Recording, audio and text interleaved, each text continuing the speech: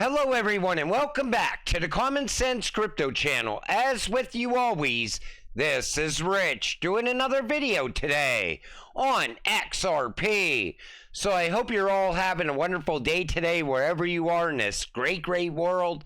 We're going to talk about XRP, and once again, this is the one-day chart. We're sitting here just above 52 cents. And you know, everybody would be saying, look at XRP's dumping out once again. We're following the rest of the market. Look at the chart on Bitcoin and the chart on XRP. They're identical. And the good thing is, a lot of people are now expecting Bitcoin to start to pop off. If that happens, it's going to pull XRP and the rest of these altcoins with it. But the reason I'm not focused on the price right now on XRP, I'm waiting for utility to kick in. And I think that's going to start to happen this year.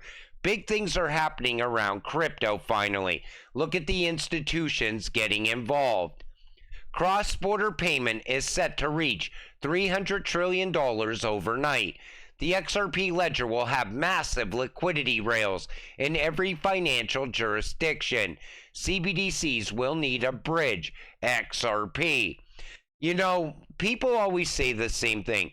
How do you know they're going to utilize XRP? Well, those rails that they talk about all the time is the payment license that Ripple's acquiring, even here in the United States, plus the on-demand liquidity corridors that Ripple's opening up as well. And countries continue to choose to utilize RippleNet and the XRP ledger to build out their CBDCs. Everything is coming together perfectly for this cryptocurrency. XRP will play the main role when it comes to bridging CBDCs.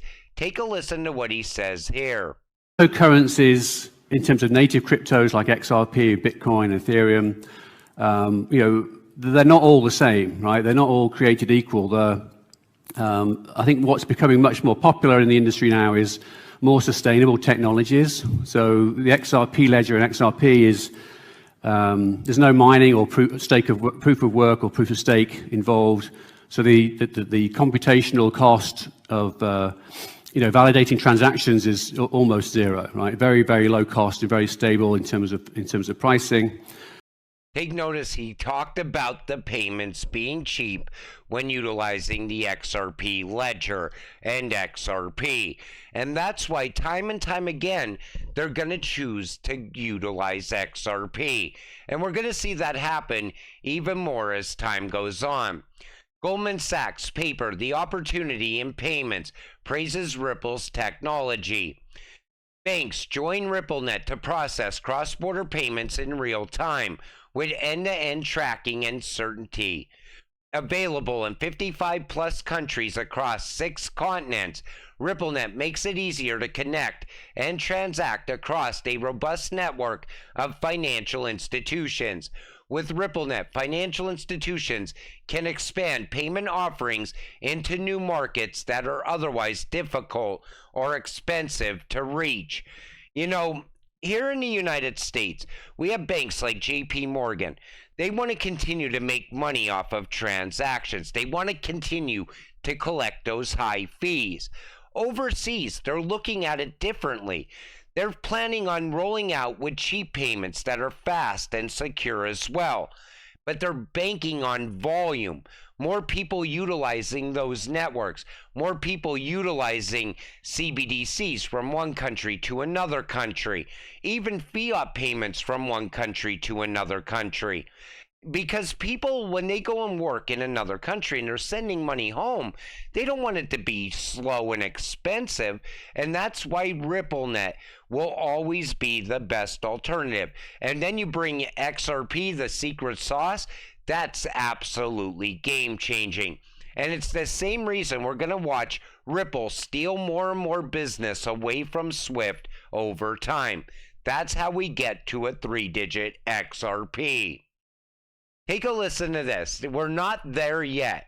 They're talking about Medico and Ripple. Listen to what David says here.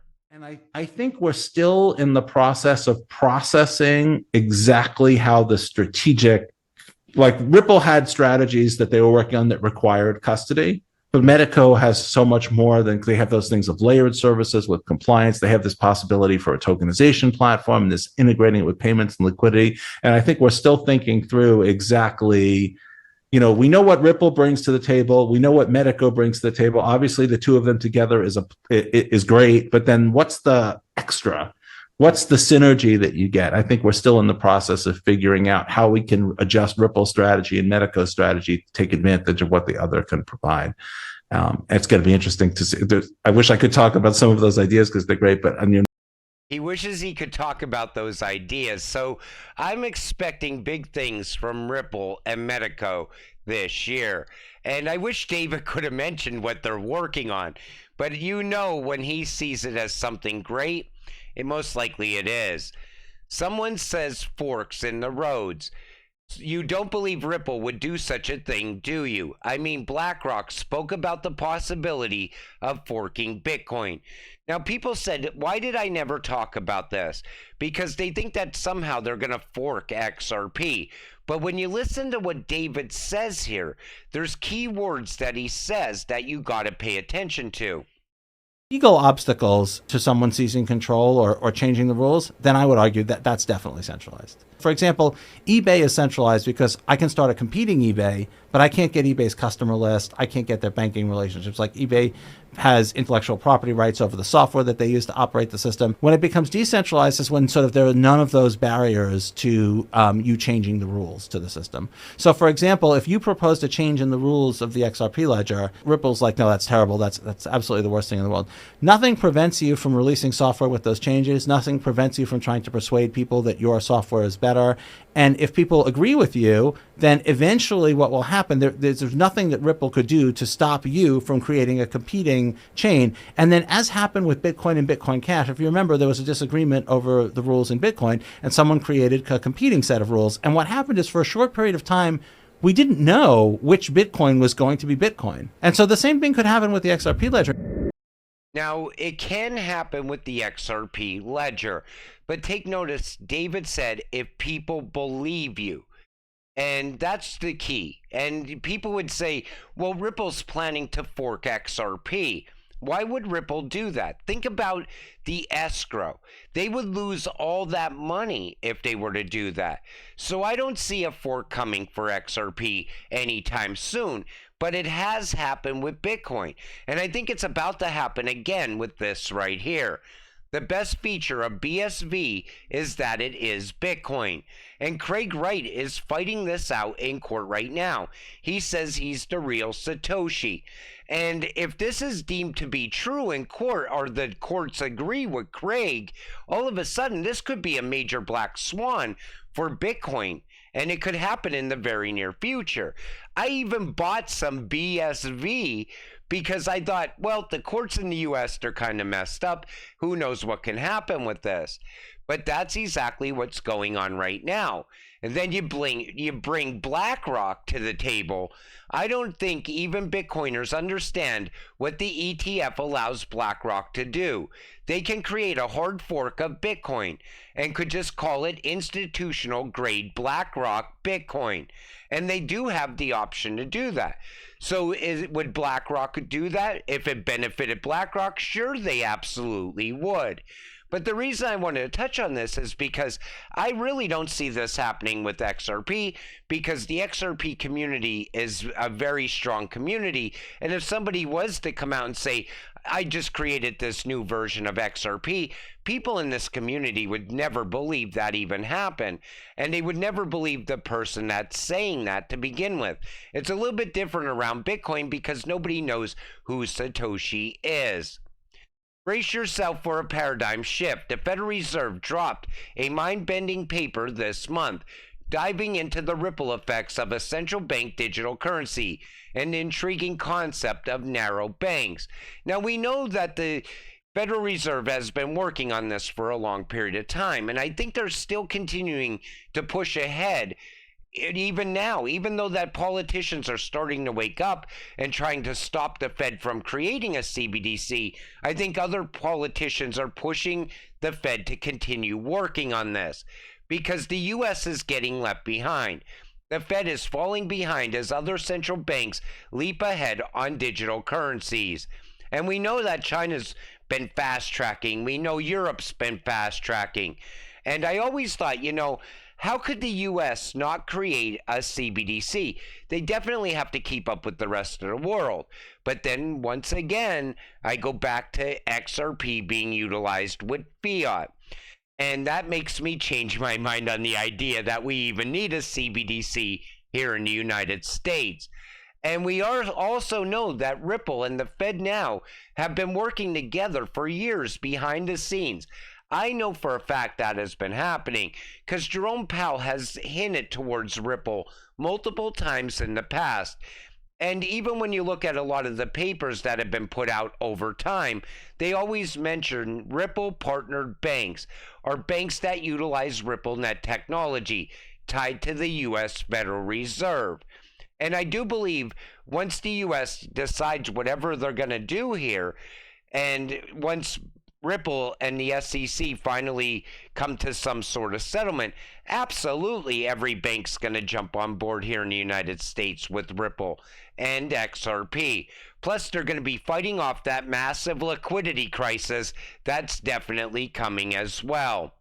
So all roads here in the U.S. point towards Ripple is what I'm saying when it comes to payments and XRP. Ripple job listing has a key detail: drive ETF initiatives. Now, I think these jobs are more geared towards the Bitcoin spot ETFs being tokenized on the XRP ledger. But people have been arguing about this as well. So you got to look at what a Bitcoin ETF is. Bitcoin ETFs are publicly traded investment funds that enable investors to gain exposure to Bitcoin without actually owning the cryptocurrency. Unlike cryptocurrencies that are traded on crypto exchanges, ETFs are traded on traditional security exchanges such as the New York Stock Exchange and NASDAQ. When you invest in a Bitcoin ETF, you're not directly purchasing Bitcoin itself. Instead, you're buying shares into a fund that holds Bitcoin. This regulated investment vehicle is designed to make it easier for traditional investors to gain exposure to Bitcoin's price movements without having to securely buy and store the digital currency, alleviating the technological hurdles of investing in crypto. That's what an ETF is and what it does. So the Bitcoin ETF is a security. Larry Fink, these crypto ETFs are just stepping stones towards tokenization. I really do believe this is where we're going. We have the technology to tokenize today. So a lot of those Bitcoin ETFs are going to end up being tokenized. Some of them will definitely end up on the XRP ledger. I think Franklin Templeton's spot Bitcoin ETF will most likely end up being tokenized on Stellar. That's why I always said I don't see a need for an XRP ETF because XRP is a lot different than Bitcoin. It's going to be a bridge currency. It's going to bridge the world's money. It's so much bigger. People are banking on an ETF to push the price of XRP for some reason. Its own utility will push the price.